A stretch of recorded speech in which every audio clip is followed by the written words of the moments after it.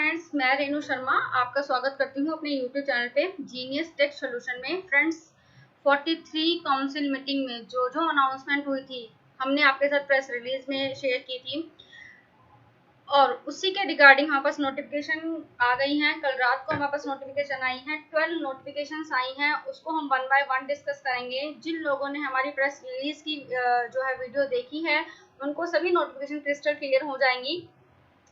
बढ़ते हैं नोटिफिकेशन की तरफ। नोटिफिकेशन हमारे पास आई हैं 16 से लेकर 27 नोटिफिकेशन तक हमारे पास आई हैं। Notification number 16, 6 to appoint 1 June 2021 as the day from which the provision of section 1112 of the Finance Act 2021 relating to amendment of section 50 of the CGST Act 2017 shall come into the force।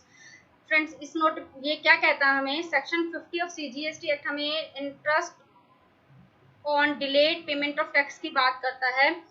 ये disputed matter था जिसमें हमें liabilities जो हैं gross में पे की जाएंगी या नेट लायबिलिटीज पे पे की जाएंगी।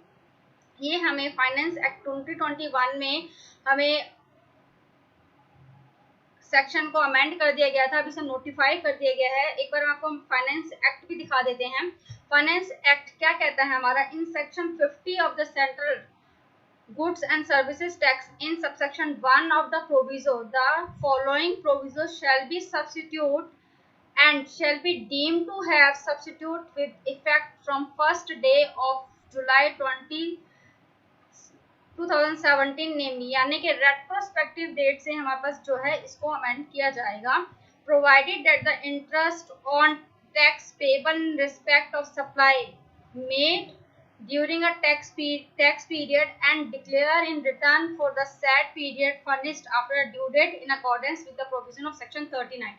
सेक्शन 39 के अकॉर्डिंग अपने जो रिटर्न जो जीएसटी रिटर्न के थ्रू जो पेमेंट की, अगर वो लेट पेमेंट किए, जो इंटरेस्ट की लायबिलिटीज आएंगी वो नेट कैश पे आएंगी, ना कि ग्रोस पे आएंगी। एग्जांपल से देखते हैं। मान लीजिए हमारी जो आउटपुट टैक्स लायबिलिटीज थी वो 50 रुपीज़ थी और हमारे पास आईटीसी का बेनिफिट था वो जो 30 रुपीज़ का था। जो हमें नेट इंटरेस्ट की जो पेमेंट करनी है वो 20 रुपीज़ पे करनी होगी, ना कि 50 रुपीज़ पे करनी होगी। ये रेट्रोस्पेक्टिव डेट से हमारे पास चेंज करा गया है, इसे अमेंड किया गया है। इसके अगेंस्ट अब डिस्प्यूट आएगा, बहुत सारे लिटिगेशंस होंगे कि अब जो हमने पेमेंट की गई, पहले पेमेंट कर दी है इंटरेस्ट की ग्रोस पे, क्या उसका रिफंड हमें मिलेगा? ये भी अभी हमारे पास काफी लिटिगेशंस आएंगी इस पे। अब हम फ्रेंड्स देखते हैं नेक्स्ट नोटिफिकेशन हमारी क्या है। नोटिफिकेशन नंबर 17/2021 हमें क्या कहती है, 6 to extend the due date for Form GSTR 1 for May 2021 by 15 days। इस नोटिफिकेशन को देख लेते हैं फ्रेंड्स। जैसे कि हमारी मार्च और अप्रैल के लिए जीएसटीआर 1 की ड्यू डेट को एक्सटेंड किया गया था, सेम मई की ड्यू डेट को भी जो है एक्सटेंड कर दिया गया है। हमारी जीएसटीआर 1 की डेट क्या रहती है, मई की अगर हमें फाइल करनी है तो 11 जून हमारी डेट रहेगी। इसको 15 फर्दर के लिए एक्सटेंड कर देगा। दैट मीन 26 जून तक हमें मई की जीएसटीआर 1 की जो है रिटर्न फाइल करनी है। ये नोटिफिकेशन हमें 17 बताती है।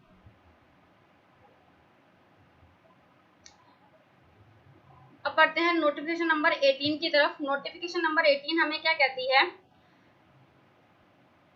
6 to provide relief by lowering of interest rate for a specific time for the tax period March to May 2021। जो इंटरेस्ट की जो लोवरिंग रेट की गई है वो मार्च से लेके मई तक अब कर दी गई है। इसको हम देखते हैं। नोटिफिकेशन मैंने आपको ओपन कर दिया। आई होप आपको स्क्रीन विजिबल होगी।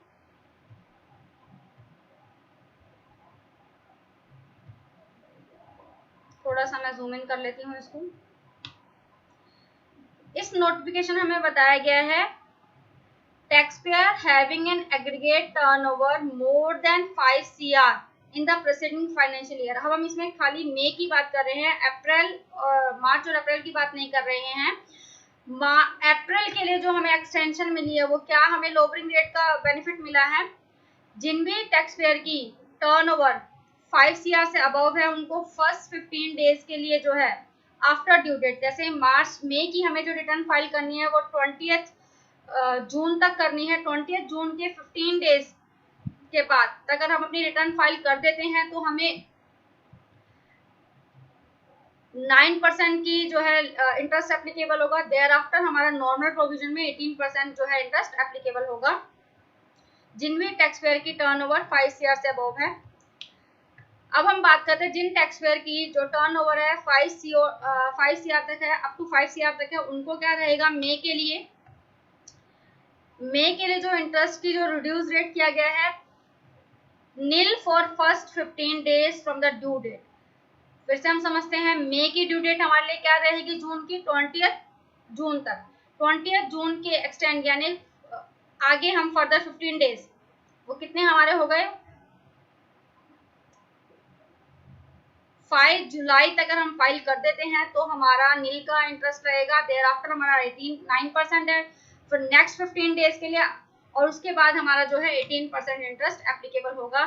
अब हम बात करते हैं tax payer having an aggregate turnover up to 5 CR in the preceding financial year who are liable to furnish the return as specified under proviso of subsection 1 of section 39। Section 39 का subsection 1 का proviso हमें क्या कहता है, जो भी tax payer अपनी जो रिटर्न है क्वार्टरली फाइल करते हैं उनके लिए जो पेमेंट करनी है उसकी क्या रहेगा, nil for first 15 days as it is, जो हमने पहले 5 CR वालों के लिए पढ़ा, अप टू 5 CR वालों के लिए उसी तरीके से उनका 9% इंटरेस्ट लगेगा अगर वो ड्यू डेट के बाद भरते हैं 15 डेज आफ्टर, तो 15% है, उसके बाद भरते हैं तो 18% इंटरेस्ट एप्लीकेबल होगा। अब हम बात करते हैं tax payer who are liable to furnish the return as specified under subsection 2 of section 39। Section 39 और सबसेक्शन 2 हमें कंपोजिशन टैक्स पेयर वालों की बात करता है। कंपोजिशन टैक्स पेयर जिन्होंने भी एज पर सेक्शन 10 रजिस्टर्ड किया हुआ है उनके लिए जो क्वार्टर एंडिंग की जो रिटर्न फाइल करनी है उनके लिए इंटरेस्ट की लायबिलिटीज क्या रहेंगी हमारे पास, nil for first 15 days from the due date and 9% for next 45 days and 18% thereafter, उसके ऊपर जो है इंटरेस्ट की लायबिलिटीज अराइज हो जाएंगी। ये थी हमारे पास नोटिफिकेशन नंबर 18।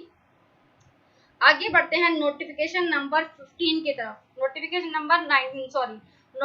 नंबर 19 हमें क्या कहती है, 6 to rationalize late fee for delay in filing of return in form GSTR 3B and to provide conditional waiver of late fee for delay in filing form GSTR 3B from July 2017 to April 2021 and provide waiver of late fee for late filing of GSTR 3B for specified tax period and specified tax payers and specified period।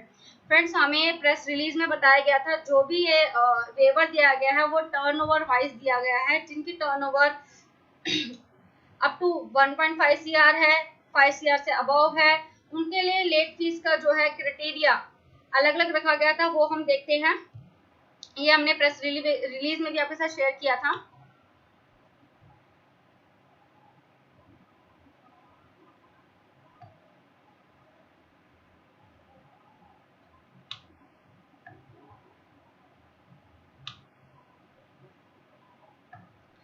Taxpayer having an aggregate turnover more than 5 CR in the preceding financial year, उनको late fee का waiver कब तक दिया गया है, मई की हम बात करें तो 15 days from the due date of furnishing return.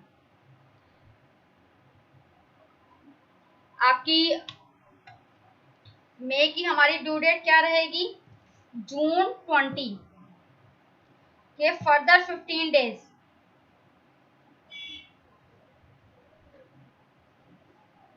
तक आपको जो है वेवर दिया गया है लेट फी की, जिनकी टर्नओवर अप टू 5 CR तक है। Taxpayer having an aggregate turnover up to 5 CR in the preceding financial year who are liable to furnish the return as specified subsection 1 of section 39। जो अपनी return monthly file करते हैं उनको जो waiver दिया गया है वो क्या रहेगा, मार्च के लिए इसमें कुछ एक्सटेंशन दिया गया है, 60 days from the due date of furnishing return March के लिए जो 60 डेज तक अगर वो फाइल कर देते हैं, जिनकी टर्नओवर 5 CR तक है, तो उनके ऊपर वेवर है लेट फी का। अप्रैल में 45 days from the due date of furnishing return. और मई के लिए जो हमें वेवर दिया है वो कब तक दिया है, for 30 days from the due date of furnishing return. 30 days का मोर आपके पास टाइम है अपनी रिटर्न को फाइल करने का, और आपके ऊपर कोई लायबिलिटीज नहीं आएंगी लेट फी की। अब हम बात करते हैं क्वार्टरली फाइलर की। Taxpayer having an aggregate turnover up to 5 CR in the preceding financial year who are liable to furnish the return as specified under proviso to section 1 of section 39। section 39 subsection 1 का proviso हमें बताता है कि जो taxpayer अपनी जो return है वो क्वार्टरली फाइल करते हैं तो उनके लिए क्या रिस्ट्रिक्शन है, लेट फी का वेवर क्या मिला है हमें। जन टू मार्च, जनवरी 2021 की रिटर्न जो उनको फाइल करनी है जन टू मार्च की, उनको 60 days from the due date of furnishing return, 60 days का उनको टाइम मिल गया है। अगर वो विद इन 60 डेज अपनी रिटर्न फाइल कर देते हैं तो उनको लेट फीस का वेवर है, कोई लेट फी उनके ऊपर एप्लीकेबल नहीं होगी।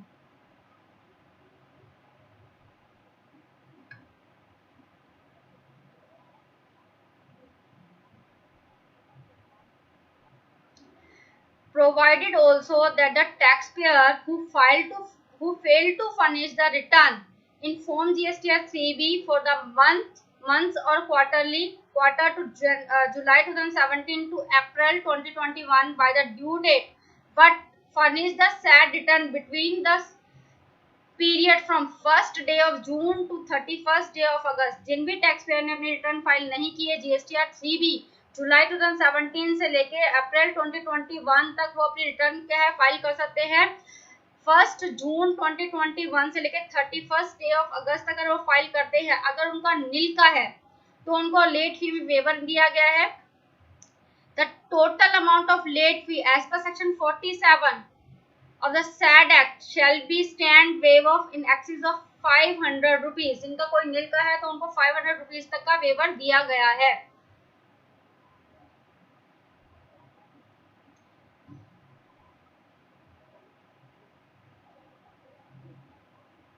Provided also where the amount of central tax payable in the SAD return is nil, the SAD amount, the total amount of the late fees as per section 47 shall stand waive of in excess of 250 rupees of the registered person who failed to furnish GSTR 3B for the month और quarter July 2017 to 2007 अप्रैल 2021 तक, तो उनको 500 की liabilities आ जाएंगी, maximum 250 CGST and 250 SGST। अगर हम बात करते हैं जिनका कोई डाटा है तो उनके ऊपर जो मैक्सिमम टैक्स लायबिलिटीज आएंगी वो कितनी आएंगी,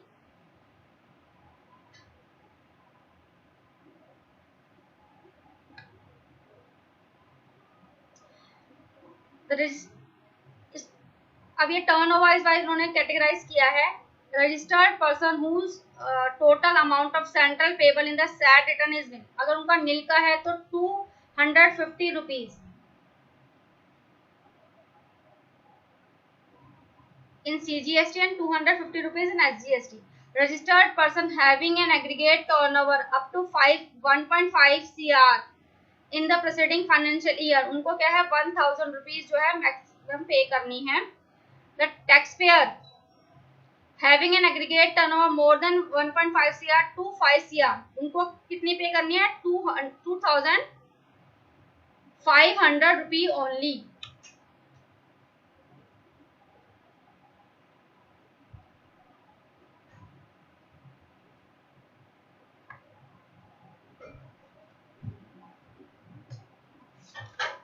अब हम नेक्स्ट नोटिफिकेशन की तरफ बढ़ते हैं। नोटिफिकेशन नंबर 20 हमें क्या कहती है,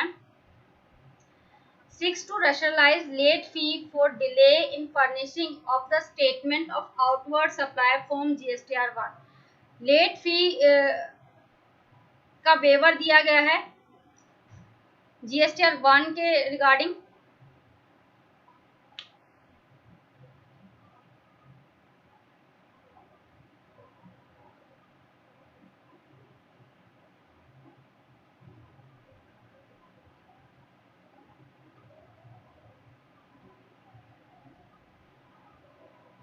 ये भी इन्होंने टर्नओवर वाइज कैटेगराइज किया है।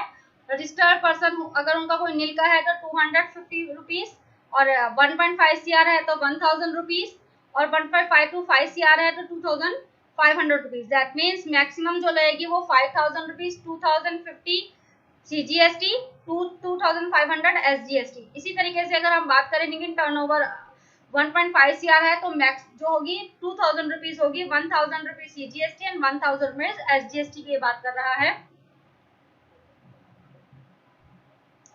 अब हम नोटिफिकेशन नंबर 21 में हमें बताया गया है 6 to rationalise the late fee in form GSTR4। GSTR4 हमें कंपोजिशन की एनुअल रिटर्न है, उसकी जो वेवर दिया गया है वो क्या है, तो देखते हैं हम इसमें। Provided also the total amount of late fees under section 47 of the SAD Act the financial year 2021 onwards by the registered person who fails to furnish the return form GSTR4 by the due date shall stand waive off, which is in excess of 250 rupees with a total amount of central tax payable in the nil। अगर नील का है तो 250 rupees उनका applicable होगा, otherwise जो है 1000 rupees जो है उसके ऊपर रजिस्टर्ड पर्सन के ऊपर लेट फी की लायबिलिटीज अराइज हो जाएंगी। ये GSTR4 की है जो एनुअल रिटर्न है कंपोजिशन टैक्स पेयर की। इसी तरीके से हमें लेट फी का वेवर मिला है GSTR7 के लिए। देख लेते हैं एक बार नोटिफिकेशन को ओपन करके।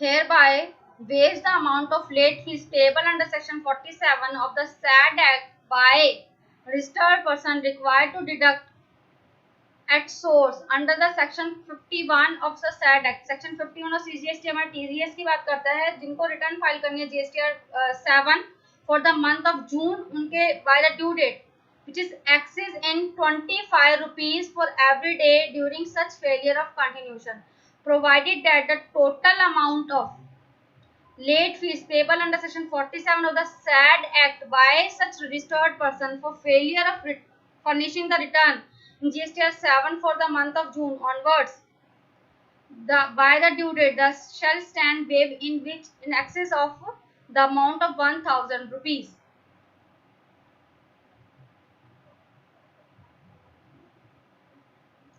नोटिफिकेशन नंबर 23 हमें बात करती है 6 to amend notification 13। Notification number 13 को अमेंड कर दिया गया है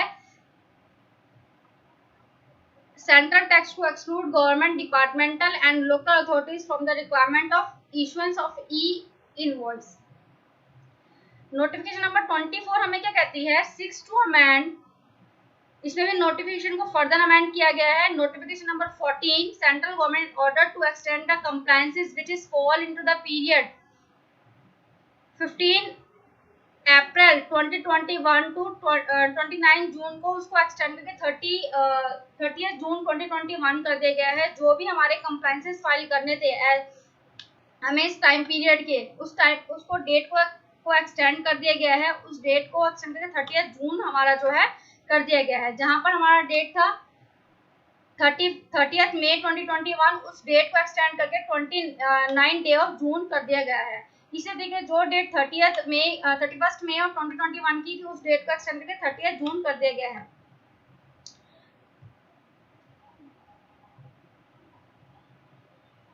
ये नोटिफिकेशन नंबर 14 में फर्दर चेंज की गई। एक बार हम नोटिफिकेशन नंबर 14 को भी देख लेते हैं। नोटिफिकेशन नंबर 14 हमें क्या कहती है, ये हमने लास्ट सेशन में आपके पास डिस्कस किया गया है। नोटिफिकेशन नंबर 14 हमें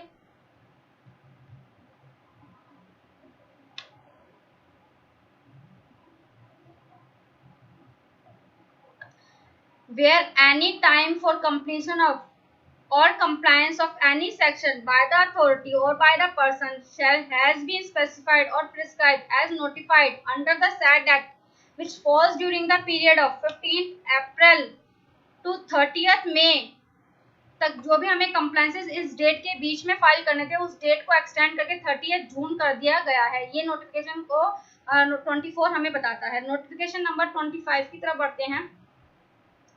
नोटिफिकेशन नंबर 25 हमें क्या कहती है, 6 to extend the due date of form GSTR4 for the financial year 2021 to 31st July 2021। GSTR4 composition dealer को जो अपनी रिटर्न फाइल करनी थी उसकी डेट को पहले डेट एक्सटेंड की गई थी 31 मई तक, उसको एक्सटेंड करके अब 31 जुलाई कर दिया गया है GSTR4 की रिटर्न के लिए 2020-21 के लिए। नोटिफिकेशन नंबर 26 की बात करते हैं। 6 to extend the due date of furnishing form ITC 04 in quarter ending, उसकी डेट को एक्सटेंड कर दिया गया है। ITC 04 हमारा जॉब वर्कर के लिए होता है, उसकी डेट को एक्सटेंड करके हमारा 30 जून कर दिया गया है।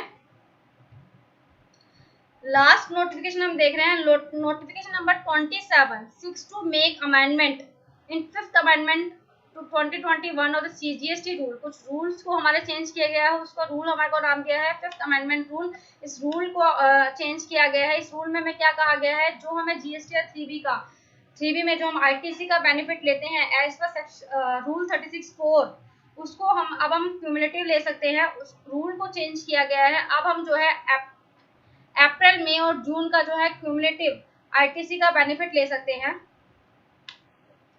और इसमें रूल में प्रोविजो ऐड किया गया है, provided further a registered person may furnish such detail for the month of May using IFF for first day of June 2021 to 28 day of 21। IAF जो हमारे क्वार्टरली फाइलर हैं जिनको अपनी आउटवर्ड की डिटेल जो है बाय IAF के through देनी है, वो उसकी डेट को 28 डे ऑफ जून तक कर सकते हैं मई की रिटर्न का। ये हमने सभी नोटिफिकेशन फ्रेंड्स आपके साथ डिस्कस करी। आई होप आपको सभी नोटिफिकेशन समझ में आई होगी। अगर आपको कोई भी डाउट लगता है तो आप हमसे कमेंट सेक्शन में पूछ सकते हैं। फ्रेंड्स, अगर आपको मेरी वीडियोस अच्छी लगती हैं तो प्लीज़ लाइक कीजिए, शेयर कीजिए और मेरे चैनल को सब्सक्राइब कीजिए। और फ्रेंड्स, एक इन्फॉर्मेशन आपको देना चाहूँगी, हम लोगों ने CGST का जो है एक्ट की सीरीज स्टार्ट करी है। हमने फर्स्ट चैप्टर से लेके हम सभी सेक्शंस को उसमें कवर करने वाले हैं, सभी चैप्टर्स को उसमें कवर करने वाले हैं। अभी हमने उसके जो है मेन हमने पहले सप्लाई का चैप्टर फिनिश किया, फिर लेविन कलेक्शन का। अब हम रजिस्ट्रेशन के चैप्टर में हैं। रजिस्ट्रेशन का चैप्टर हमारा चल रहा है जो कि बहुत ही इंपॉर्टेंट चैप्टर है और हम इसको लेटेस्ट अपडेटेड रूल के साथ आपके लोगों के साथ शेयर कर रहे हैं। अगर फ्रेंड्स आपको मेरी चैनल वीडियोस अच्छी लगती हैं तो प्लीज़ मेरे चैनल को सब्सक्राइब कीजिए। थैंक यू फॉर वॉचिंग मी। और मैं इसके साथ आपको डिस्क्रिप्शन बॉक्स में इसका आपका इंट्रोडक्शन ऑफ CGST एक्ट की जो वीडियो है वो भी अपलोड कर दूंगी। एक बार प्लीज़ आपको उसको जरूर देखिए। Thank you for watching.